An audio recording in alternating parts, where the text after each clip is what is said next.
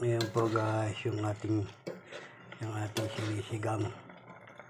sinisigang na buto-buto guys. Ayan po. Yan. Lagay na po natin yung kamatis, sibuyas, ang ating sahog na sitaw, labanos guys. Nilagyan na rin po natin ang asin yan guys. Titingnan po rin muna natin guys.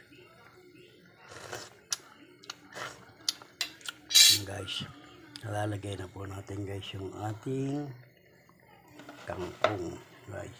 Ayan.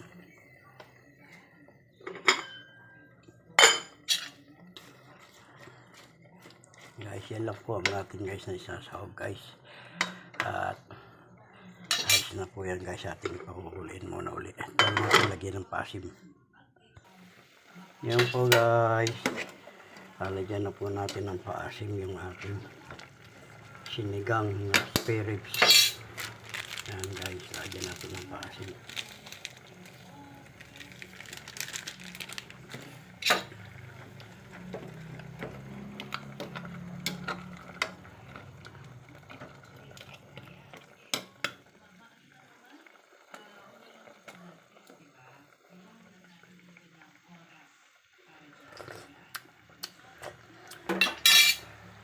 Okay na po guys. Thank you.